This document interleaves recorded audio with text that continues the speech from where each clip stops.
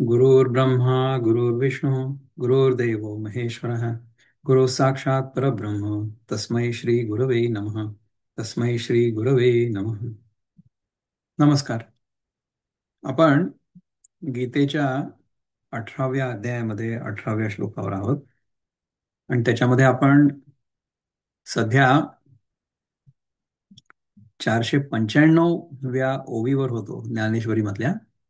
So let me start sharing the screen here. म्हणजे मग तुम्हाला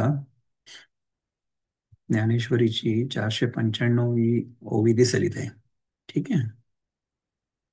व्हॉट डज इट से? ऐसा ज्ञानाची ये निजगती, पालटू पडेगा सुमती, डोळ्याची शोभा राती पालटे जैसी. हे बुद्धिमान अर्जुना, ह्याप्रमाणे ज्ञानाच्या स्वतःच्या गतीला पालट पडतो. म्हणजे ज्ञाता, ज्ञान आणि ज्ञेय ही त्रिपुटी जाऊन तिच्या ठिकाणी कर्ता, करण आणि कर्म ही त्रिपुटी येते. कारण ज्ञानच ज्ञाता झालेलं असल्यामुळे ज्ञानात ज्ञात्यात प्रथम पालट झाला की ज्ञान आणि ज्ञेय हीही बदलतात.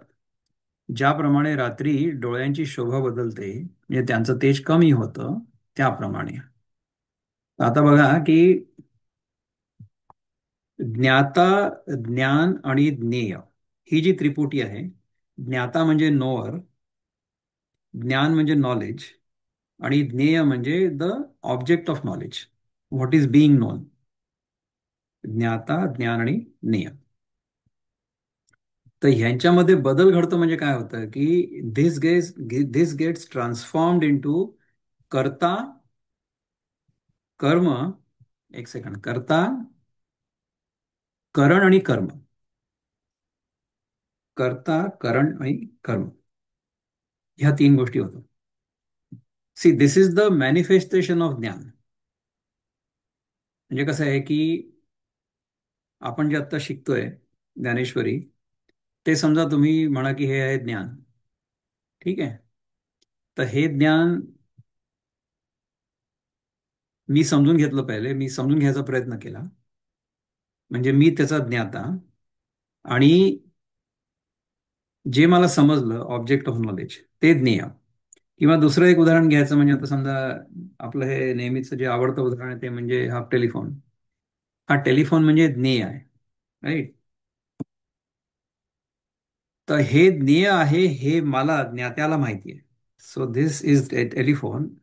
I the nowhere know that this object of knowledge is the phone. आणि हे जे ज्ञान झालं की हा फोन आहे हे मला कळलं, हे ज्ञान झालं, राईट. सो ज्ञाता, ज्ञान आणि ज्ञेय हे झालं. आता हे झाल्यानंतर मग काय, आपल्या मनामध्ये जेव्हा अशा प्रकारचं ज्ञान निर्माण होतं ना, तेव्हा मग आपल्या मनामध्ये समजा हे ज्ञान जगामधल्या कुठल्या तरी गोष्टीबद्दल असेल, तर मग ती वस्तू प्राप्त करण्याची इच्छा होते. मग ती प्राप्त करण्याची इच्छा जेव्हा होते तेव्हा मी करता होतो. म्हणजे आता मी करता, the doer is now doing something to obtain this phone. आणि I will use some current. What will I do? म्हणजे समजा मला एखादी गोष्ट जगात करायची असली तर मी काहीतरी उपकरण वापरेन ना. आयदर माझी पंचेंद्रिय वापरेन, म्हणजे कर्मेंद्रिय, किंवा दुसरं काही उपकरण वापरेन, म्हणजे माझं मन सुद्धा उपकरणच आहे. So I will use my mind and use my organs of action as the उपकरण to do something in the world to obtain the object of knowledge. आणि मग कर्म घडेल. सो जेव्हा ज्ञान जगामधल्या कुठल्या तरी गोष्टीबद्दल असतं तेव्हा ते कर्मामध्ये ट्रान्सफॉर्म होतं. सो ज्ञाता बिकम्स कर्ता, ज्ञान बिकम्स करण. म्हणजे मला समजा एखादी गोष्ट मिळवायची असली, एखादं कर्म जर साध्य करायचं असलं, तर ते कर्म साध्य करण्यासाठी मला ते कसं साध्य करावं हे माहिती असावं लागेल ना. So that gyan becomes my karan, upkaran. I use that knowledge, I use those tools to obtain what I want to obtain. जे ज्ञेय आहे ते ज्ञेय प्राप्त करण्यासाठी मी काहीतरी करेन उपकरण वापरून. तो हे ज्ञान, ज्ञाता, ज्ञान आणि ज्ञेय gates transformed into karta, karan आणि कर्म, असं होतं. Right. I hope this is clear to you. This is what I think. याच्याबद्दल जर तुमचा मतभेद असेल तुम्ही सांगू शकता, काही प्रॉब्लेम नाही. मी असं क्लेम नाही करत दादा की जगातलं सगळं ज्ञान मलाच आहे. बोला. दादा गुड मॉर्निंग. तुम्ही पुन्हा एकदा हे सांगा ना पुन्हा एकदा हेच प्लीज. सांगू. थँक्यू. हे बघा, ज्ञाता म्हणजे नोवर, ज्ञान म्हणजे नॉलेज आणि ज्ञेय म्हणजे object of knowledge. This gets converted into karta, karan आणि कर्म. म्हणजे जो ज्ञाता आहे त्याला ज्ञेयाचं ज्ञान झालं की तो कर्ता बनतो ते जे ज्ञेय आहे ते प्राप्त करण्यासाठी. आणि त्याच्यासाठी काहीतरी उपकरण वापरतो. आणि उपकरण वापरतो म्हणजे काय, की I do something according to the laws of karma और लॉज ऑफ दिस युनिवर्स. म्हणजे आता समजा विमान कसं उडतं याचं जर मला ज्ञान झालं, म्हणजे त्याच्या मागचं जे तत्वज्ञान आहे म्हणा, किंवा जे टेक्निक आहे, टेक्नॉलॉजी आहे, किंवा जे प्रिन्सिपल आहे ते समजा कळलं, तर मग त्याच्या बेसिसवर मी काय करीन. मी जो ज्ञाता आहे, ज्याला ह्या सगळ्या गोष्टीचं ज्ञान झालेलं आहे, तो कर्ता बनेल. आणि त्या ज्ञानाच्या आधारावर उपकरणं वापरून आणि काहीतरी करेल, म्हणजे कर्म करेल. तेव्हा मग जे ज्ञेय आहे ते प्राप्त होईल, म्हणजे कर्म घडेल ना. सो ज्ञाता, ज्ञान आणि ज्ञेय ही जी त्रिपुटी आहे ही कर्ता, करण आणि कर्म मध्ये ट्रान्सफॉर्म झाली. Whenever this knowledge happens to be of something in this world. पण आपल्याला ह्याच्यापासून वाचायचं आहे. म्हणजे ज्ञाता, ज्ञान आणि ज्ञेय ही त्रिपुटी जरी निर्माण झालेली असली तरी सुद्धा आपल्याला कर्ता बनायचं नाहीये, किंवा कर्ता भाव टाकून कर्म करायचं. तर त्याची जी युक्ती आहे ती तर आपण नेहमीच त्याच्याबद्दल चिंतन करतो किंवा आताही करू. याच्या पलीकडच्या काही ओव्या बघू, मग त्याच्यानंतर एक समग्र असं जे चिंतन आहे याच्याबद्दल ते आपण करायचा प्रयत्न करू. ठीक आहे. लेट अस सी याच्या पलीकडे काय म्हणतात ज्ञानदेव महाराज. ज्ञानच ज्ञाता झालेलं असल्यामुळे ज्ञात्यात प्रथम पालट झाला की ज्ञान आणि ज्ञेय हेही बदलतात. ज्याप्रमाणे रात्री डोळ्यांची शोभा बदलते, म्हणजे त्यांचं तेज कमी होतं त्याप्रमाणे. का अदृष्ट जालिया उदासू, पालटे श्रीमंताचा विलासू, पुनिवे पाठी शीतांशू, पालटे जैसा. अथवा प्रारब्ध उदास झालं म्हणजे श्रीमंताच्या विलासात उतरती कळा लागते. ज्याप्रमाणे पौर्णिमेच्या नंतर चंद्राची स्थिती बदलते, म्हणजे दिवसेंदिवस त्याची एक एक कला कमी होते. आता ह्याच्यात कसं सांगितलंय पहा, की ज्ञाता, ज्ञान, ज्ञेय या लेव्हलवर it's the highest level, it's it's a higher level.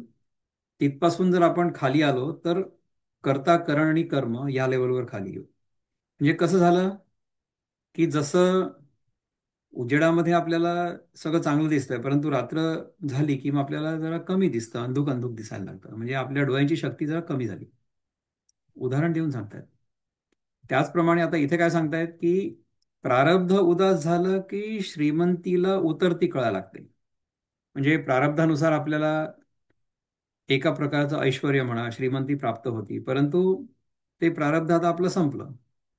म्हणजे कसं, प्रारब्ध म्हणजे काय माहिती आहे का, की आपण बँकेमध्ये पैसे जमा करतो ना, त्याच्यानंतर मग ते आपण विड्रॉ करतो डेबिट कार्डाने. तर आता बॅलन्स समजा संपत आला, तर मग काय होईल, आपल्याला समजा कळलं की अरे आता बॅलन्स कमी झालेला आहे किंवा संपत आलेला आहे आणि आपण टाकू नाही शकलो त्याच्यामध्ये आतमध्ये. तुम्ही साधा आपला बँकेच्या अकाउंटचं उदाहरण घ्या, की जर बँकेच्या अकाउंटमध्ये खूप पैसा आपण जमा करून ठेवलेला असला तर आपण खर्च करू शकतो त्याला. परंतु आपल्याला कळलं की अरे आता हा संपत आलेला आहे. त्यामुळे मग आपण काय करू, की आपण वाचवून वाचवून वापरू तो पैसा. म्हणजे काय होईल, की आधी जे आपण उधळपट्टी करायचो ते आपण आता कमी केलं. म्हणजे आधी आपण खूप रईसासारखे राहतो, श्रीमंत, परंतु आता आपण जरा बेतानी राहायला लागलो. सो प्रारब्ध संपल्यामुळे श्रीमंतीला उतरती कळा लागली. So the glamour and the jazz and the opulence and the brilliance has now started diminishing. उतरती कळा लागली आता. त्यानंतर काय म्हणतात ज्ञानेश्वर महाराज? तसं चंद्राची पण स्थिती बदलते. पौर्णिमेनंतर चंद्राची स्थिती बदलते ना, हळूहळू पौर्णिमेचा चंद्र हळूहळू कमी होत जातो. तैसा चाळीता करणे ज्ञाता वेष्टीचे कर्तेपणे, तेथीची ती लक्षणे ऐक आता. तसा जो ज्ञाता आहे तो जेव्हा कर्तेपणाच्या भावनेनी एन्व्हलोप होतो म्हणजे वेष्टीत होतो. वेष्टीचे म्हणजे ही गेट्स कव्हर्ड बाय. ज्ञाता जो आहे तो कर्तेपणाच्या भावनेनी समजा वेष्टीला गेला किंवा कव्हर झाला तर मग काय होईल की त्याप्रमाणे ज्ञाता इंद्रियद्वारा व्यवहार करायला लागल्याबरोबर तो ज्ञाता कर्तेपणाने व्यापला जातो. आता ज्ञाता हा जेव्हा कर्ता होतो तेव्हा काय होतं त्याची लक्षणं ऐक. तरी बुद्धी आणि मन, चित्त, अहंकार, हन हे चतुर्विध चिन्ह अंतःकरणाचे. तर बुद्धी, मन, चित्त आणि अहंकार हे अंतःकरणाचे चार प्रकार आहेत.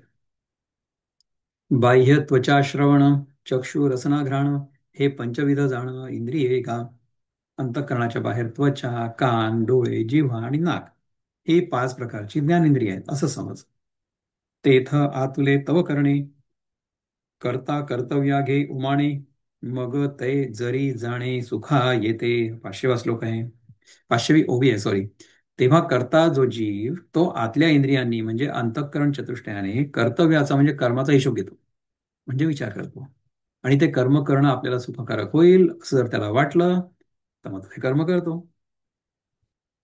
तरी बाहेरिले ती येही, चक्षुरादिके दाहाही, उठवणी लवलाही व्यापारा सुये.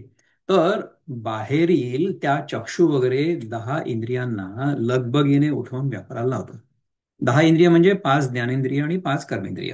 हा, त्यांना कर्म करायला लावतो. म्हणजे काय की ज्ञाता आता जो आहे त्याला त्याच्या मनामध्ये त्या ज्ञेयाबद्दल इच्छा उत्पन्न झाली, त्याच्यामुळे तो आता कर्ता झाला. ते ज्ञेय जे आहे ते प्राप्त करण्याच्या मागे लागला म्हणून कर्म तयार झालं. मग तो इंद्रिय कदंबू, करविजे तव राबू, जव कर्तव्याचा लागू हातासी ये. मग आरंभ केलेल्या कर्माचं फळ हस्तगत होईपर्यंत त्या इंद्रिय समुदायाकडून मेहनत करतो. ना ते कर्तव्य जरी दुःखे, फळेल ऐसे देखे, तो लावी त्यागमुखे ये दहाही. अथवा त्या कर्तव्याचं दुःख हे फळ होईल असं जर त्याला वाटलं तर तीच 10ही इंद्रिय त्याच्या कर्तव्याच्या त्यागाकडे लावतो. म्हणजे काय की आपल्याला जर असं वाटलं की ह्याचं फळ आपल्याला सुख देईल तर आपण ते करायला प्रवृत्त होतो, याला म्हणतात प्रवृत्ती. आणि समजा आपल्याला असं लक्षात आलं की ह्या कर्माचं फळ जे आहे ते दुःखदायक असेल तर मग आपण ते कर्म टाळायचा प्रयत्न करतो. त्याला म्हणतात निवृत्ती. म्हणजे याचं अगदी साधं उदाहरण सांगतो, अगदी रोजच्या जीवनातलं उदाहरण, की आपल्याला जर भूक लागलेली असेल तर आपण जेवू. नाही, जेवणं म्हणजे झाली प्रवृत्ती. परंतु पोट भरल्यानंतर तेच जेवण आपल्याला नकोसं होतं, त्यामुळे मग आपण जेवण थांबवतो, त्याला म्हणतात निवृत्ती. म्हणजे पहिले मी भोजन करण्याकरता प्रवृत्त झालो आणि मग मी भोजनापासून निवृत्त झालो. जगामधल्या प्रत्येक गोष्टीबद्दल तर असंच आहे ना. आधी आपण त्या गोष्टीकडे प्रवृत्त हो, so will try to do it or obtain it. But then the same thing will become a cause of sorrow. Then we would want to get rid of it. आपण किती उत्साहाने नोकरी पत्करतो. आपल्या इथे तुम्ही स्वतःच्या जीवनाकडे बघा, मी कोणाचं नाव घेत नाही. आपल्याला जेव्हा पहिल्यांदा नोकरी लागली असते किंवा पहिल्यांदा आपण काहीतरी सुरू करतो व्यवसाय किंवा धंदा, तेव्हा किती उत्साह असतो त्याच्यामध्ये. परंतु तीच नोकरी, तोच व्यवसाय जर आपण खूप वर्ष करत राहिलो तर मग शेवटी त्या व्यवसायामध्ये आपल्याला कंटाळा येतो. म्हणजे काय होतं, पहिले आपली प्रवृत्ती होती, आपण प्रवृत्ती केली त्या व्यवसायाविषयी, पण नंतर त्याच्यापासूनच आपण निवृत्ती घ्यायला बघतो. तर प्रवृत्ती आपण कशाकरता केली? कारण की आपल्याला प्रवृत्तीमध्ये आनंद होतो. अरे पण मग ज्याच्यामध्ये आनंद होतो ते सोडलं का बरं? निवृत्ती का बरं घेतली? कारण की त्याच्यामधनं निवृत्तीमध्ये आनंद आहे. आनंदासाठीच करतो आपण. प्रवृत्ती देखील आनंदासाठी असते, निवृत्ती देखील आनंदासाठी असते. आजच्या सकाळच्या माझ्या चिंतनामध्ये म्हणा किंवा ऐकण्यामध्ये एक गोष्ट आली की न्यूरोसायन्स आणि स्पिरिच्युअलिटी ह्या दोन गोष्टी कशा एकमेकांशी संबंधित आहेत. तर त्याच्यामध्ये त्यांनी सुख आणि आनंद ह्याच्यातला फरक सांगितला. सुख म्हणजे प्लेजर आणि आनंद म्हणजे ब्लिस. तर आपल्याला इंद्रियांनी किंवा मनानी ज्या गोष्टी चांगल्या वाटतात, सुखदायी वाटतात, त्या सगळ्या सुख किंवा प्लेजर ह्या छत्रीखाली आहेत. परंतु आनंद जो आहे तो ह्याच्या पलीकडे आहे. आनंद म्हणजे आपलं खरं स्वरूप आहे. पण सुख हे अनित्य आहे. म्हणजे थोड्या वेळापुरतं आपल्याला अनुभवायला येतं. आणि जेव्हा सुख होतं ना तेव्हा डोपामिन रिलीज होतं. आणि जेव्हा आनंद होतो तेव्हा सेरोटॉनिन रिलीज होतं. तर हे अर्थात म्हणजे this is beyond my pay grade किंवा माझ्या अकलेच्या पलीकडचा भाग आहे हा. परंतु त्यांनी खूप चांगलं समजावून सांगितलं की सुख आणि आनंद ह्याच्यामध्ये फरक आहे. आणि डोपामिनचं काय होतं सुखाचं म्हणजे की पहिले छान सुख वाटतं आणि नंतर मग तेवढंच आपल्याला डिप्रेशन पण येतं. परंतु आनंद जो आहे तो कायमस्वरूपी असतो. तर ह्याच्याबद्दलच तर भगवान आपल्याला सांगतात ना दुसऱ्या अध्यायामध्ये, आत्मन्यैव आत्मना तुष्टा स्थितप्रज्ञस्तदुच्यते. जर आपल्याला आपल्या स्वरूपामध्ये आनंद आहे हे कळलं आणि त्याच्यामध्येच आपण नेहमी राहिलो, आत्मनिएव आत्मना तुष्ट, तर आपल्याला जगामधल्या गोष्टींमुळे जे सुख मिळतं किंवा दुःख मिळतं त्याच्याबद्दल काहीच वाटेनासं होईल. दुःखेषु अनुद्विग्न आणि सुखेषु विगतस्पृहा वीतराग भय क्रोधास्थित असं होईल. याच्याबद्दल तुम्हाला कोणाला काही बोलायचं का? Anybody has any thoughts about this? नसेल तर आपण पुढे जाऊ.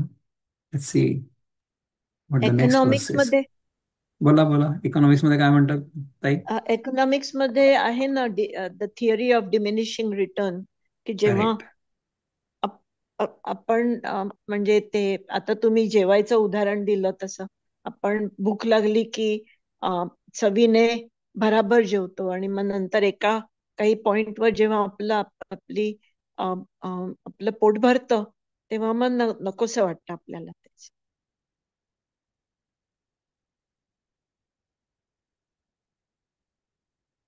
ऐकू नाही येत तुमचं, तुम्ही काय बोलता ते. अच्छा, माझं ऐकून होतं येत का? सॉरी, आता मी येतं. हो म्यूटवर गेलो होतो. हो. Law of marginal diminishing utility असं मी काहीतरी ऐकल्याचं आठवतंय मला.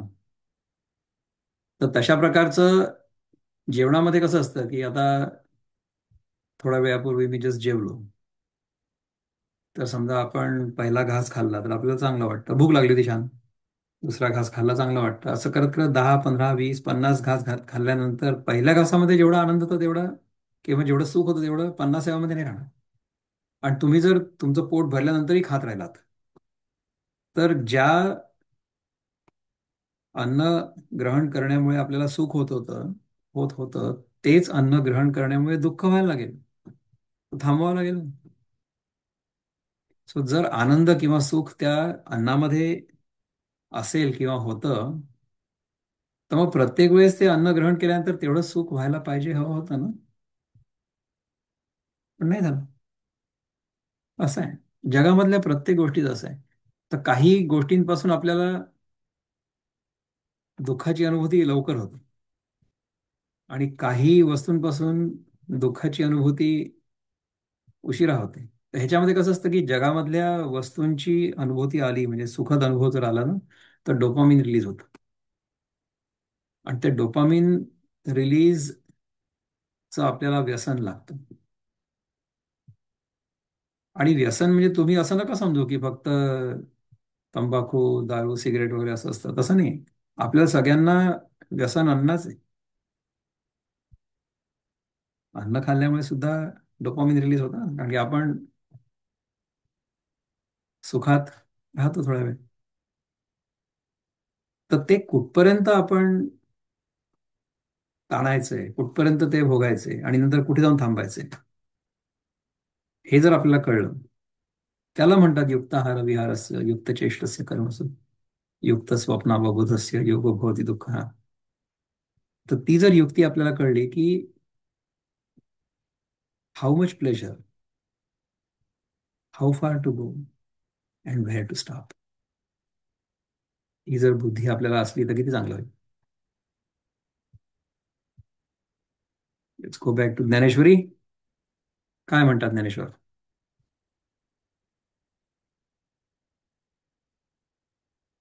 नाते कर्तव्य जरी दुःखे फळेला ऐसे देखे तो लावी त्यागमुखे ये दहाई. अथवा त्या कर्तव्याचं दुःख हे फळ होईल असं जर त्याला वाटलं तर ती 10 इंद्रिय त्या कर्तव्याच्या त्यागाकडे लावतो. मग फिटे दुःखाचा ठावो तव रहाटवी रात्री दिवो विकणवा ते का रावो जया परी. मग ज्याप्रमाणे धान्याचा कणही जवळ नसलेल्या शेतकरी मनुष्याला राजा शेतसाऱ्याबद्दल राबवतो, त्याप्रमाणे मग तो दुःखाचा ठाव ठिकाणा नाहीसा होईपर्यंत रात्रंदिवस इंद्रिय समुदायाला राबवतो. आता पहा की समजा एखादं आपण कर्म केलं, त्याच्यामुळे आधी सुख झालं, पण नंतर तेच कर्म करता करता दुःख झालं, है ना? तर दुःख दूर करण्यासाठी पुन्हा एकदा आपण ते कर्म करायला घेतो आणि राब राब राबतो. म्हणजे कसं की शेतकऱ्याच्या शेतामध्ये काही पीक आलेलं नाहीये, त्यामुळे त्याला शेतसारा देण्याची ऐपत आता नाही उरलेली. पण राजा तर त्याच्याकडनं शेतसारा वसूल करून राहणारच आहे, करवणारच आहे. त्यामुळे मग तो शेतसारा देऊ शकू म्हणून तो शेतकरी पुन्हा त्या शेतामध्ये राब राब राबतो गुलामासारखा. त्याचप्रमाणे आपण जगामधल्या गोष्टींमध्ये विषयांमध्ये इतके आसक्त आहोत की त्या विषयांपासून दुःख जरी झालं, म्हणजे पहिले सुख झालं होतं पण नंतर दुःख झालं, पण ते दुःख पचवलं किंवा ते दुःख नाहीसं करण्यासाठी म्हणून आपल्याला पुन्हा तेच तेच कर्म करावं असं वाटतं. So even though we realise the things in the world are a cause of sorrow, we still chase them. कारण की क्षणिक सुख तर मिळतं त्याने. जगामधल्या प्रत्येक परस्यूटमध्ये क्षणिक सुख तर मिळतच, नाही तर आपण ते करणारच नाही परस्यूट. तर त्या सुखाची आपल्याला चटक लागते. ते डोपामिन रिलीज जे होतं त्याची चटक लागते. इव्हन दो ते डोपामिन रिलीज होतं आणि नंतर मग ते पुन्हा we go into depression. पण मग पुन्हा आपली इंद्रिय किंवा आपलं मन त्याच्या मागे धावतं आणि मग पुन्हा तेच करायला लागतं आपली. अशी कथा आहे आपल्या मनाची. त्याच्यावर आपल्याला नियंत्रण तर पाहिजे. तैसेनी त्याग स्वीकारी वाहता इंद्रियांची धुरी ज्ञातया ते अवधारी करता म्हणिबे. अर्जुना ऐक, त्याप्रमाणे त्याग स्वीकाराच्या क्रियेत म्हणजे कर्मात इंद्रियांचे जू वाहत असताना ज्ञात्याला कर्ता असं म्हणतात. ज्ञात्याला कर्ता असं असं केव्हा म्हणतात? जेव्हा त्याग स्वीकाराच्या क्रियेत म्हणजे कर्मात इंद्रियांचं जू वाहतोय, म्हणजे आपल्या खांद्यावर ते बैल जे जू वाहतात ना आणि मग बैल त्या घाण्यामध्ये फिरतो, तर त्याच्या खांद्यावर जे असतं किंवा बैलगाडी चालवत असताना त्याच्या खांद्यावर जे ठेवतात त्याला जू म्हणतात. तर तशा प्रकारचं जू आपण आपल्या खांद्यावर ठेवून आणि बैलासारखं आपण सारखं राबतो. कारण की आपल्या मनामध्ये अजूनही इच्छा बाकी आहेत, कर्तेपणाची भावना आहे. मग ते ज्ञान आता त्या कर्त्यामध्ये कन्व्हर्ट झालं. ज्ञाता, the knower has now become the karta, the doer, because he thinks that whatever I do at the end of it what I get, जे ज्ञेय आहे ते मी प्राप्त केलं तर मला सुखाची अनुभूती होईल. आणि कर्तयाच्या सर्व कर्मी आवताची या परीक्षमी म्हणून इंद्रियाते आम्ही करणे म्हणो. आणि कर्त्याच्या सर्व कर्मात इंद्रिये ही अवताप्रमाणे, आपण मागच्या ते अवत म्हटलं तर काय आहे ते कर्म करण्यास समर्थ असतात. म्हणजे शेतीमध्ये जे वापरलं जातं यंत्र ते औत. म्हणून इंद्रियांना आम्ही करण म्हणतो. इंद्रिय म्हणजे ही करण आहे. So these are the tools. आणि हेची करणेवरी कर्ता क्रिया ज्या उभारी, त्या व्यापे ते अवधारी कर्म येथ. आणि ह्याच इंद्रियांच्या योगाने कर्ता ज्या क्रिया उभारतो त्या क्रियाकडून जे व्यापलं जातं ते इथे म्हणजे या जगात कर्म होय. कर्त्याच्या क्रियेने जे तयार होतं त्याला कर्म म्हणतात. म्हणजे कसं आहे की जर कर्ता नसेल ना तर क्रिया होते. पण क्रियेमध्ये समजा कर्ता भाव जोडला तर मग जे दिसतं जे होतं त्याला कर्म म्हणतात. म्हणजे कसं आहे पहा की आपण जेवतो आपण खातो तर मी करता खाणारा हे कर्म झालं. म्हणजे खाणं ही क्रिया नाही झाली, हे कर्म झालं. व्हेर एज एखादं समजा छोटं बाळ असेल, आता आमच्याकडे एक छोटा नातू आहे आमचा, तर त्याला भूक लागली तो रडतो आणि मग तो दूध पितो. आई त्याला दूध पाजते. तर दूध पिणं ही त्याच्याकडनं क्रिया घडते, कारण की त्याच्यामध्ये कर्ता भाव नाही. दूध पिण्याची म्हणजे अन्नग्रहणाची क्रिया होते आहे त्या छोट्या बाळाकडनं. आणि त्याच्यानंतर ते अन्न जे पोटामध्ये जाऊन पचतं त्याला पचनक्रिया म्हणतात. ती तर आपल्याही पोटात म्हणतात. म्हणजे आता मी जे सकाळी जेवलो त्याची जी पचनक्रिया आहे ती आतल्या आत होते. पण ती पचनक्रिया का बरं म्हटलं? कारण की ते पचवणं हे काम मी नाही करत आहे. तुम्हाला आठवतं का आपण 15व्या अध्यायामध्ये एक श्लोक बघितला होता. अहम वैश्वानरो भूत्वा प्राणिनां देहमाश्रितः प्राणापानसमायुक्तः पचाम्यन्नं चतुर्विधम्. मीच वैश्वानर म्हणजे पचन पचनाचा जो अग्नी असतो ना, जठराग्नी, तो सगळ्या जीवांमध्ये अन्नाचं पचन करतो. तो पचन क्रिया जी आहे ती भगवंत करवतात, आपण नाही करत. तर ज्याच्यामध्ये आपला कर्ताभाव समाहित नसतो त्याला कर्म नाही म्हणत, त्याला क्रिया म्हणतात. पण त्या क्रियेमध्ये जेव्हा कर्ता जोडला जातो तेव्हा कर्म होतं. म्हणजे मी खातो, परंतु छोटं बाळ खात नाही. छोटं बाळाला त्याची स्वतःची आयडेंटिटी किंवा डुअरशिप नाहीच आहे ना. त्याला भूक लागली तर खातं, रडतं, मग ते दूध पितं. किंवा त्याच्यापेक्षाही पुढे जा थोडं, समजा एखाद 2 वर्षाचा 3 वर्षाचा मुलगा आहे. आपण समजा जेवायला बसलो तर तो, त्याला समजा हवं असेल तर आपल्या ताटातनं काहीतरी उचलेल आणि खाऊन टाकेल. त्याच्यामध्ये कर्ता भाव नाही की हे मी करतो ही भावना नाही. ते असेल तर मग ते थांबेल. थोडं मोठं झालं मूल की मग ते तसं नाही करणार, कारण की त्याला हे कळेल की असं दुसऱ्याच्या ताटातनं घेणं हे योग्य समजलं जात नाही. म्हणून मग ते नाही करणार तो. असं आहे. तर क्रियेमध्ये जेव्हा कर्ता भाव येतो तेव्हा त्या क्रियेला कर्म म्हणतात. कर्म मीन्स क्रिया प्लस कर्ता भाव. ठीक आहे. पलीकडे काय म्हणतात ज्ञानेश्वर महाराज? सोनाराची या बुद्धी लेणे, व्यापे चंद्रकरी चांदणे, का व्यापे वेल्हाळपणे वेली जैसी. सोनाराच्या बुद्धीने जसा दागिना व्यापला जातो, पहिले दागिन्याचं काय करायचं हे सोनाराच्या मनात येतं. त्यामुळे सोनाराची बुद्धी जी आहे ना ती या दागिन्यापेक्षा जास्त व्यापक आहे. पहिले कुठल्या प्रकारचा दागिना तयार होईल याची कल्पना त्या सोनाराच्या मनात येते, नंतर मग तो दागिना तयार होतो. अथवा चंद्रांच्या किरणांनी जसं चांदणं व्यापलं जातं, अथवा विस्तृतपणाने जसा वेल व्यापला जातो. नाना प्रभा व्यापे प्रकाशू, गोडिया इक्षुरसू, हे असो अवकाशू आकाशी जैसा. अथवा प्रभेने जसा प्रकाश व्यापला जातो, अथवा उसाचा रस जसा गोडीने व्यापला जातो, हे राहू दे, अवकाश जसा आकाशाने व्यापला जातो. तैसे कर्तयाची या क्रिया व्यापले जे धनंजया, ते कर्म का बोलावया आन नाही. अर्जुना, त्याचप्रमाणे कर्त्याच्या क्रियेने जे व्यापलं जातं ते कर्म होय. ह्या प्रतिपादनात अन्यथा नाही. दिस इज हाऊ इट इज. एवं कर्म करता करण या तिहींचेही लक्षण सांगितले तुझ विचक्षण शिरोमणी. हे चतुरांच्या श्रेष्ठ अर्जुना, ह्याप्रमाणे कर्ता, कर्म आणि करण ह्या तिहींचंही तुला लक्षण सांगितलं.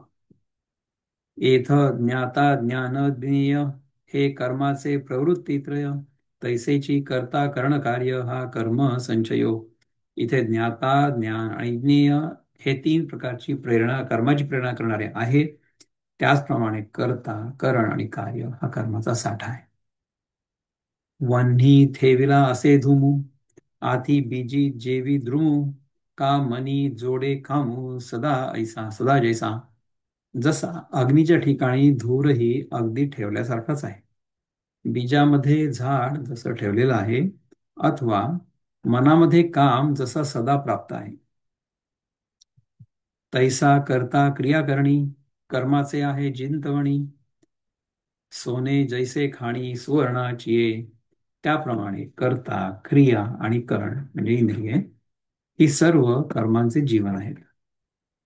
म्हणून हे कार्य मी करता, ऐसे आथी जेथ पंडू सुता, तेथ आत्मा दूरी समजता क्रियापासी. म्हणून अर्जुना, इथे हे कार्य आणि मी करता असा भाव आहे. त्यावेळी देखील आत्मा सर्व कर्मांपासून दूर असतो. या लागी पुढत प्रती, आत्मा वेगळाची सुमती. आता हे आता असो हे किती जाणतासी तू. हे सुमती अर्जुना, एवढ्या करता आत्मा कर्मापासून वेगळा आहे. आता हे तुला पुन्हा किती सांगावं. आता हे राहू दे. हे तू जाणतच आहेस, तुला हे ऑलरेडी माहिती आहे. तर ह्याच्यानंतर 19व्या श्लोकामध्ये भगवान याच्याबद्दल आणखीन इलॅबोरेटली सांगणार आहेत. तो 19वा श्लोक सुरू करण्यापूर्वी मी आता इथे थांबणार आहे आणि तुम्हाला विचारणार आहे की तुम्हाला जर याच्याबद्दल काही विचार व्यक्त करायचे असतील तर करू शकता. एनिथिंग ऑन 18th दादा मी चॅप्टर बोलू आतापर्यंत का? ऐकलं आहे? बिलकुल बोला नाही ते.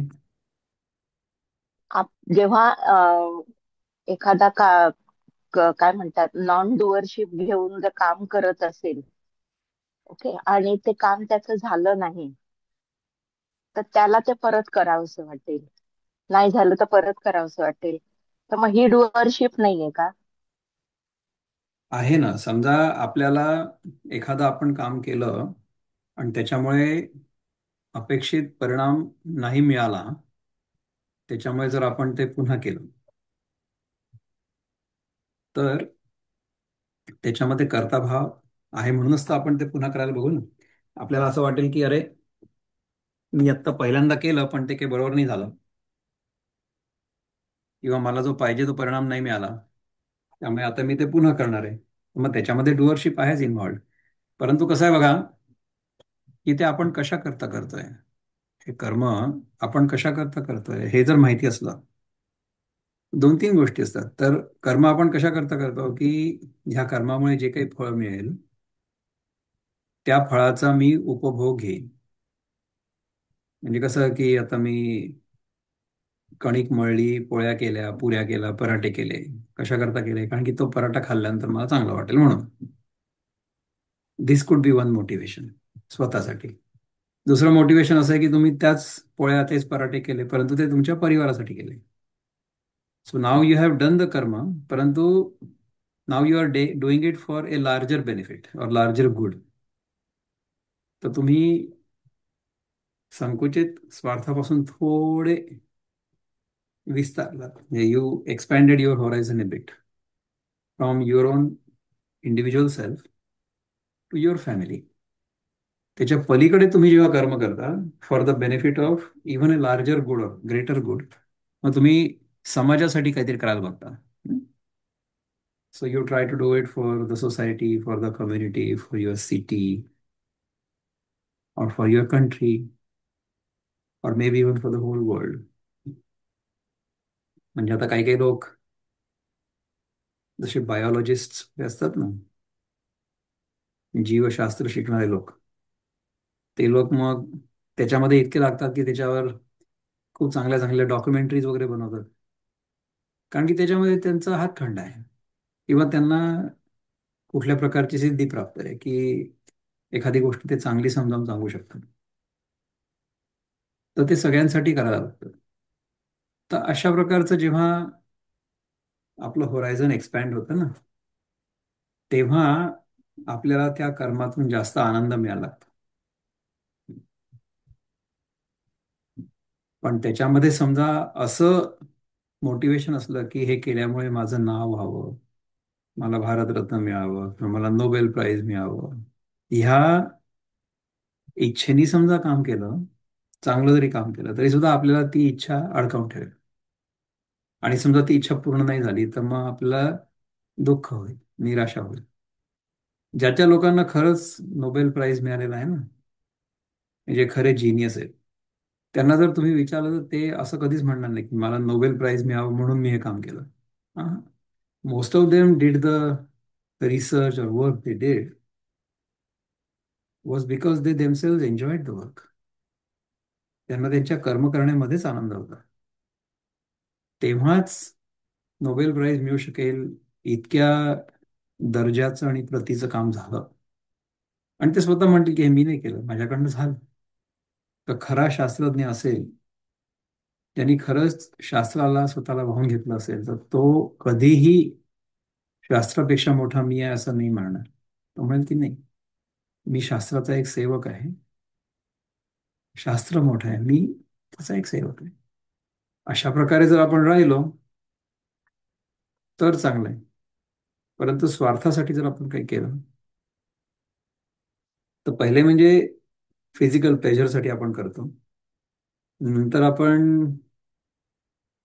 आपलं नाव व्हावं म्हणून करतो. म्हणजे पुष्कळ चांगलं काम पण लोक करतात, पण त्याच्या मागे प्रेरणा ही असते की हे चांगलं काम केल्यामुळे मला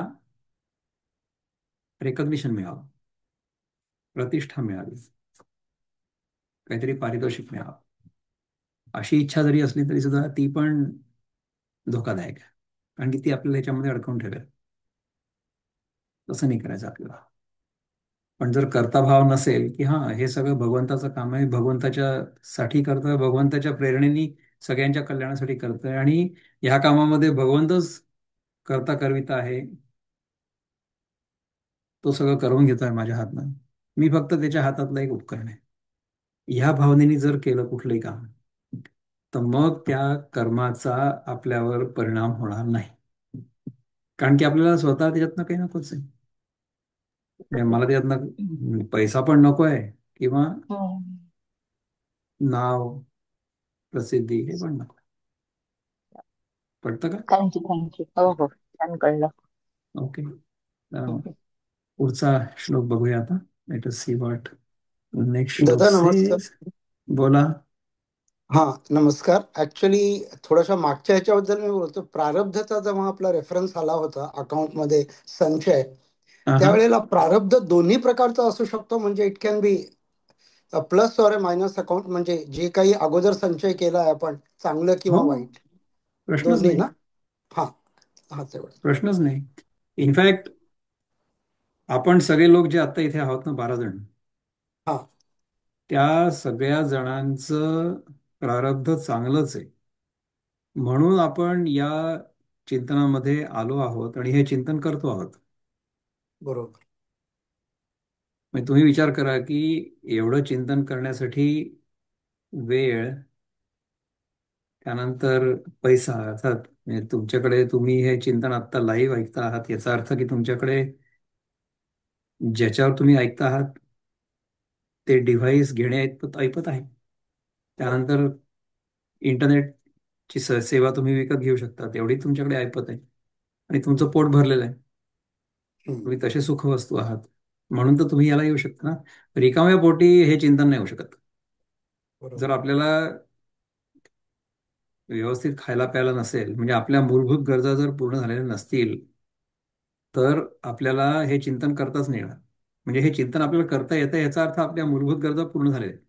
म्हणजे आपलं प्रारब्ध बरोबर. एवढं चांगलं आहे की आपल्याला ऍटलिस्ट हो, मूलभूत गरजा. Base, our base is strong. हा एवढं तर चांगलं आहेच ना प्रारब्ध आपलं. नक्कीच. आपण प्रारब्धाला दोष केव्हा देतो किंवा दुःखी का बरं होतो, जेव्हा आपल्या मनासारख्या गोष्टी घडत नाही तेव्हा. हम्म. तेव्हा आपण म्हणतो की हे माझ्या प्रारब्धानुसार असं झालं तसं झालं. पण समजा आपल्याला ह्या जगातून सुखाची अपेक्षाच नसली हम्म. तर आपल्याला प्रारब्धाचा परिणामच नाही होणार ना आपल्या आयुष्यावर, आपल्या मनावर, हम्म. नाही का? हो हो. छान. म्हणजे कसं आहे बघा की आपल्याला समजा प्रारब्धाचा किंवा कर्माच्या सिद्धांताचा बोध असला तर काय होईल की आपल्याला हे माहिती असेल नेहमीच की आत्ता मला जो अनुभव येतो आहे हम्म. तो अनुभव माझ्या पूर्व कर्मांचा परिणाम आहे. म्हणजे आपण आपल्या सध्याच्या दुःखाकरता इतर कोणाला दोष देण्याऐवजी मग चिंतन. आपल्या स्वतःच्या प्रारब्धाकडे लक्ष देऊ. हम्म. म्हणजे काय होईल की our attention has now shifted from the world to ourselves. आतमध्ये. माझी आता सध्याची जी परिस्थिती आहे ती सगळी माझ्याच कर्माच्या आधारावर निर्माण झालेली आहे, फळ आहे. हम्म. किंवा माझ्याच कर्माचा परिणाम. हम्म. हे जेव्हा मला कळतं ना तेव्हा मी बाहेरच्या जगामध्ये काही करण्याचं सोडून स्वतःवर काम करायला सुरुवात करतो. ही आध्यात्मिक साधनेमधली पहिली पायरी आहे. बरोबर. Stop blaming others. बरोबर. Start taking responsibility for your own actions and हा. Start correcting them. Corrective action घ्यायला सुरुवात करा. छान. तर जर ते आपण करू शकलो तर आपण काय करू? उद्धरेत आत्मनात्मानम नात्मानम अवसादे. आत्मैव हि आत्मनो बंधो आत्मैव रिपुरात्मना. हा श्लोक आपल्या जीवनामध्ये सिद्ध होईल. आपल्याला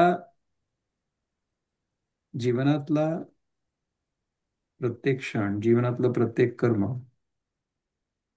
जीवनातला प्रत्येक विचार, जीवनातला प्रत्येक अनुभव गीतेच्या या मूलभूत सिद्धांतांवर घासून बघणं आवश्यक आहे. आणि हे बघायचंय की हे कुठे मॅच होत आहे, कशाशी मॅच होत आहे. तर प्रारब्ध कर्म जे आहे त्याच्यामुळे आपल्याला सुखाचा देखील अनुभव येऊ शकतो आणि दुःखाचा देखील अनुभव येऊ शकतो. तर आपल्याला सवय काय असते की आपण दुःखाकडे जास्त लक्ष देतो. तुम्ही विचार करा की समजा तुमच्या शरीरामध्ये कुठे काहीतरी दुखत असेल तर तुमचं सारखं लक्ष तिकडेच जाईल ना.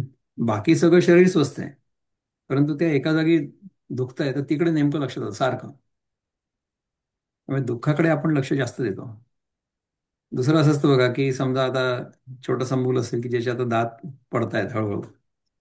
तर आपलाही लहानपणी जेव्हा दात पडला असतो ना, समजा ह्या दोन मधला एक दात पडला इथला, तर दुसरा येणार त्याच्या मागण्याचा. लहानपणची गोष्ट सांगतोय. तर आपली जीभ सारखी त्या जागी जाते. तिथे आपण दात, आपली जीभ त्या रिकाम्या जागी आपली जीभ जाते सारखी सारखी सारखी सारखी, है ना. तर ह्याचा अर्थ काय आहे? की जे आपल्याकडे नसतं किंवा ज्याच्याबद्दल आपल्या मनामध्ये दुःख असतं त्याच्याकडे आपलं लक्ष केंद्रित होतं नेहमी. हा निसर्गाचा नियम आहे आणि असायला पण पाहिजे. म्हणजे समजा माझं सगळं शरीर स्वस्थ आहे परंतु एका जागी कुठेतरी काही दुखणं आहे. ते जर माझ्या लक्षात नाही आलं किंवा त्याच्याकडे माझं लक्ष नाही गेलं तर मग मी त्याच्यावर उपाययोजना नाही करणार ना काही. म्हणून दुःख होणं किंवा इव्हन रोग होणं हे आपल्या कल्याणासाठी असतं. कारण आपण ते का होत आहे याचा विचार करू आणि ते दुःख किंवा ते रोग, तो रोग निवारण करण्याच्या मागे लागू. आपला जो सगळ्यात मूलभूत रोग आहे किंवा दुःखाचं कारण आहे ते आहे अज्ञान. अज्ञान अज्ञान दूर करण्याचा एकच उपाय आहे. कुठला उपाय? ज्ञान प्राप्त करणं. अज्ञान मिटवण्याचा उपाय काय? अज्ञान अंधारासारखं आहे म्हणतात ना. आता अंधार मिटवण्याचा उपाय काय आहे? ते दिवा लावा तिकडे, म्हणजे तुम्हाला उजेडात सगळं दिसायला लागेल, है ना. तर आपण गीतेचा अभ्यास याच्यासाठी करतो आहोत की गीतेच्या कंदिलामध्ये, गीतेच्या मशालीमध्ये आपल्याला जगाचं वास्तव ज्ञान व्हावं. आपण स्वतःला जो देह किंवा जो जीव आहे असं समजून बसलेलो आहोत त्याचं यथार्थ ज्ञान व्हावं. आणि हे सगळं चालतं कसं आहे? चालवणारा जो ईश्वर आहे असं म्हणतात तो कोण आहे? जीव, जगत आणि ईश्वर या तीन गोष्टींचा जर आपल्याला अंदाज आला की काय आहे, कशाने येईल? आता सध्या ह्या तिन्ही गोष्टी अज्ञानानी किंवा अज्ञानाच्या अंधारांनी झाकल्या गेलेल्या आहेत. तर त्याच्यावर उपनिषद किंवा गीता जेव्हा प्रकाश पाडते तेव्हा त्या अज्ञानाचा अंधकार दूर होतो, मग ते स्पष्टपणे दिसायला लागतं. आता सध्या कसं की अर्धवट अंधार आहे. अर्धवट अंधारामुळे आपल्याला असं वाटतंय की इथे एक साप आहे. तो साप नसून ती दोरी आहे. तर जेव्हा प्रकाश त्याच्यावर आपण पाडू तेव्हा ती दोरी आहे हे कळेल. याच्यासाठी तर आपण हे सगळं करतो ना. तर जर आपल्याला हे कळलं की प्रारब्ध आपल्याला सुख किंवा दुःख या दोन्ही अनुभूती करून देऊ शकते, तर मग आपण सुखाची अनुभूती कशामुळे होईल? पुण्यामुळे, चांगलं कर्म केल्यामुळे. तर चांगलं कर्म करत राहू आपण. पण हे चांगलं कर्म आपल्याला ह्या सापेक्ष जगतामध्ये बांधून ठेवेल. इथून आपली सुटका नाही होत. असं आहे. Manjutai, to the rescue. I am going to start sharing the next shloka. तुम्ही जर तो श्लोक म्हणू शकलात तर फार उत्तम. 19वा. Go for it.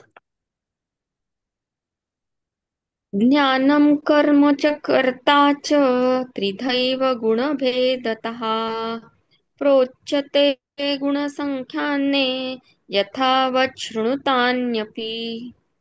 Wonderful, thank you. आता याचा अर्थ हा आहे की according to the 3 different modes of material nature, म्हणजे कुठलं सत्व रजतम, there are 3 kinds of knowledge. सात्विक, राजसिक, तामसिक. ऍक्शन, सात्विक, राजसिक, तामसिक कर्मही आहे आणि परफॉर्मर ऑफ द ऍक्शन म्हणजे सात्विक, राजसिक, तामसिक करता पण आहे. Now here of them from me. आता ह्या तिघांचंही तुला मी वर्णन करून सांगणार आहे. तर त्याच्याबद्दल विनोबा काय म्हणतात बघूया. Let me see if I can increase the font here. How can I increase the font? Okay. ज्ञाना कर्मात कर्त्यात त्रिगुणी तीन भेद जे रचिले ते कसे ऐक गुणतत्वज्ञ वर्णिती. तत्वज्ञ लोक जे आहेत, दार्शनिक जे आहेत, जे बुद्धिमान लोक आहेत, ते ह्या ज्ञान, कर्म आणि कर्ता ह्या तीन मधले जे त्रिगुणामुळे भेद निर्माण होतात ते कसे आहेत ते तुला आता समजावून सांगणार आहे. तर त्याच्यासाठी आपले जे बंधू आहेत किशोर कुलकर्णी, ते काय म्हणतात बघूया.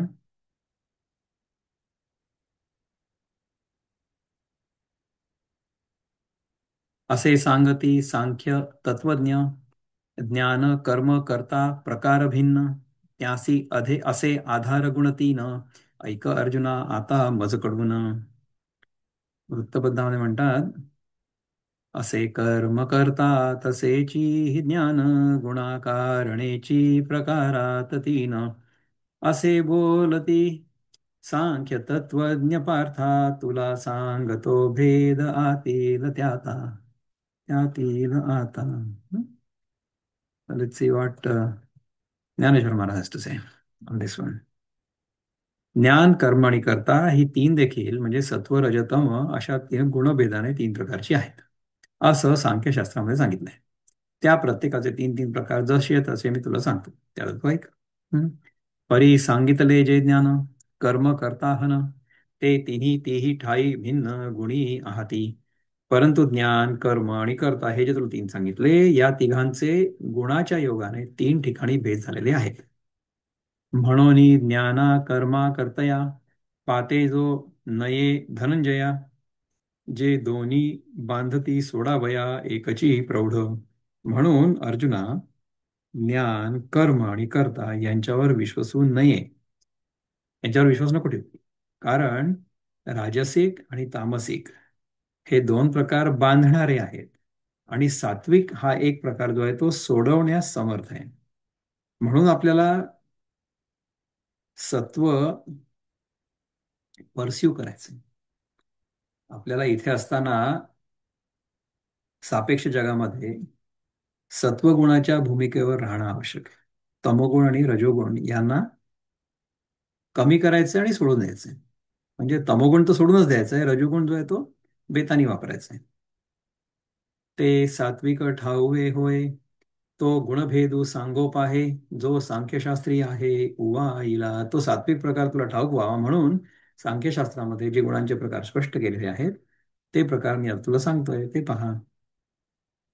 जे विचार क्षीरसमुद्र, स्वबोध कुमुदिनी चंद्र, ज्ञान डोळसा नरेंद्र शास्त्राचा जे सांख्यशास्त्र विचाराचा क्षीरसागर आहे, आत्मज्ञानरूपी चंद्रविकासिनी कमलाचा म्हणजे विकास करणारा चंद्र आहे, आणि जे सांख्यशास्त्र ज्ञानाने डोळस अशा शास्त्रांचा राजा आहे. सांख्यशास्त्र हे आपल्या 6 दर्शनांपैकी पहिलं दर्शन आहे. सनातन धर्मामध्ये, वैदिक धर्मामध्ये 6 दर्शन आहे. त्यातलं पहिलं दर्शन जे आहे ते सांख्यशास्त्र आहे, दुसरं योगशास्त्र आहे, तिसरं न्यायशास्त्र आहे, चौथं वैशेषिक शास्त्र आहे, 5वं पूर्वमीमांसा शास्त्र आहे, आणि 6वं जे दर्शन आहे त्याला म्हणतात उत्तर मीमांसा किंवा वेदांत. तर या 6 दर्शनांपैकी जे पहिलं दर्शन आहे, फर्स्ट स्कूल ऑफ थॉट, सांख्यशास्त्र, त्याच्यामध्ये काय लिहिलंय ते सांगतात भगवान आपल्याला. त्याच्यामध्ये प्रकृती आणि पुरुष या 2 गोष्टी सांगितल्या,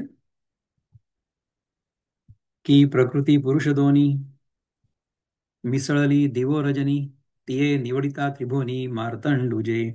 अथवा प्रकृती आणि पुरुष हीच जणू काय एकमेकात मिसळलेली दिवस रात्र होत. यास वेगवेगळं करून दाखवणारं जे सांख्यशास्त्र आहे ते या तिन्ही लोकात सूर्यच आहे. हे सांख्यशास्त्र सगळ्यांचा राजा आहे असं म्हणतात ते. कशा करता यांनी प्रकृती आणि पुरुष यांच्यामधला भेद समजावून सांगितला म्हणून. जेथ अपारा मोहराशी तत्वाच्या मापी 24 उगाणा घेऊनी परेशी सुरवाडीजे. ज्या सांख्यशास्त्राच्या योगाने अपार अशा मोहाच्या राशीचं म्हणजे संसाराचं 24 तत्वांच्या मापाने मोजमाप करून, संसार जरी अपार आहे तरी तो 24 तत्वांचा आहे असं सांख्यशास्त्राने ठरवले. त्याप्रमाणे विचार करून त्या तत्वांचा निराश करून परतत्वासह सुखी होऊन राहता येतं. म्हणजे सांख्यशास्त्र जे आहे ना, हे सापेक्ष जगतामध्ये आपल्याला जे अनुभवायला येतं, म्हणजे एकीकडे पुरुष म्हणजे चेतन तत्व आणि दुसरीकडे प्रकृती हे अचेतन तत्व, म्हणजे एकीकडे ऑब्झर्वर आणि दुसरीकडे ऑब्झर्व्ड.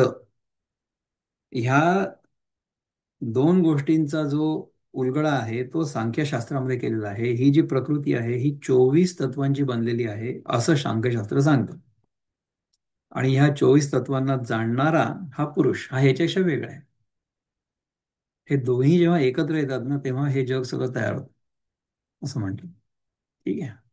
नवरा आणि बायको ह्या दोघांचं जेव्हा मिलन होतं त्याच्यानंतर मग मुलं तयार होतात असं आहे. तर याप्रमाणे विचार करून या तत्वांचा निराश करून म्हणजे शेवटी काय समजून घ्यायचंय की ही जी 24 तत्व आहेत ना ही फक्त आपल्याला भासतायत. जोपर्यंत भासतायत तोपर्यंत ती खोटी आहेत असं वाटतच नाही, तो खरीच वाटतात ती. परंतु जेव्हा ह्याच्यातनं आपण खरेच जागे होतो तेव्हा कळतं की असं प्रकृती आणि पुरुषाचं द्वैत नाहीच आहे. अर्जुना ते सांख्यशास्त्र पढे जयाचे स्तोत्र, ते गुणभेद चरित्र ऐसे आहे. अर्जुना ते सांख्यशास्त्र ज्या गुणभेदाचं वर्णन करतं त्या गुणभेदाचा प्रकार असा आहे. जे आपुले नियांगिके त्रिविधपणाचे नियंके दृश्यजात तेतु तितुके अंकित केले, की त्या गुणभेदांनी आपल्या अंगच्या सामर्थ्याने त्रिविधपणाच्या शिक्क्यांनी म्हणजे जेवढं दृश्य तितकं सर्व चिन्हित केलं. सर्व दृश्यावर त्रिविधपणाचा शिक्का मारला. So everything is divided into 3 aspects सत्वरजतम. एवं सत्वरजतमा तिहींची एवढी असे महिमा, जे त्रैविध्य आधी ब्रह्मा अंती कृमी. ह्याप्रमाणे सत्वरजतम या तिघांचा एवढा महिमा आहे की या 3 गुणांनी ब्रह्मदेवापासून ते अखेर किड्यापर्यंत 3 प्रकार केले आहेत. परी विश्वीची आघवी मांदी जेणे भेदलेनी गुणभेदी पडिली ते तव आदी ज्ञान सांगो. परंतु जे ज्ञान भेदलं गेल्यामुळे जगातील सर्व पदार्थांचे समुदाय गुणभेदात पडले ते ज्ञान पहिले सांगतो. जे दिठी जरी चोख गिजे तरी भलते ही सोख चोख सुजे. तैसे ज्ञाने शुद्धे लाहिजे सर्वही शुद्ध. कारण की दृष्टी निर्मळ केली तर वाटेल ते शुद्ध दिसतं. त्याचप्रमाणे शुद्ध ज्ञानाच्या योगाने सर्व शुद्धच प्राप्त होतं. म्हणून ते सात्विक ज्ञान आता सांगो दे अवधान. कैवल्य गुणनिधान श्रीकृष्ण म्हणे. म्हणून ते सात्विक ज्ञान आता सांगतो, लक्ष दे. असं मोक्षरूपी गुणांचा ठेवा जे श्रीकृष्ण ते म्हणाले. अशा प्रकारे आपण आज 19व्या श्लोकावरच्या ज्या सगळ्या ओव्या होत्या त्या शिकण्याचा प्रयत्न केला. याच्याबद्दल जर तुम्हाला काही प्रश्न असले किंवा तुम्हाला जर काही विचार व्यक्त करायचे असले तुम्ही सांगू शकता, बोलू शकता, विचारू शकता. बोला. तर ज्ञाता ज्ञान ज्ञेय कर्ता करण कर्म सत्व रज तम. तर ज्ञान कर्ता आणि कर्म या सगळ्या गोष्टी सत्व रजतम याच्यामध्ये विभागल्या जाऊ शकतात. ते कसं होईल ते आता आपण बघू. सत्व आणि रज आणि तम या तीनपैकी आपल्याला तम आणि रज या दोन्ही गोष्टी सोडून द्यायच्या किंवा तमोगुण तर पूर्ण सोडायचं आहे. रजोगुण जेवढं आवश्यक आहे तेवढाच वापरायचं आहे आणि बाकी सत्वगुणामध्ये नेहमी राहायचं. सो आपला जो सत्वचा प्रोग्राम आहे ना, that helps us remain in this सत्व प्लॅटफॉर्म, रिमेन्स ऑन दिस सत्व प्लॅटफॉर्म असं म्हणायला पाहिजे. कारण की त्याच्यावर जर आपण राहिलो तर मग आपल्याला जीवनाचा अनुभव जास्त चांगला आहे.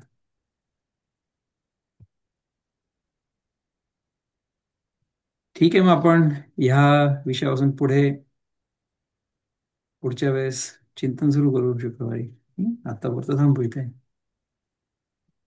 ओम पूर्णमद पूर्णमिदं पूर्णात् पूर्णमुदच्यते पूर्णस्य पूर्णमादाय पूर्णमेवावशिष्यते. ओम शांती शांती शांती. हरि ओम. श्री गुरुभ्यो नमः. हरि ओम. नमस्कार.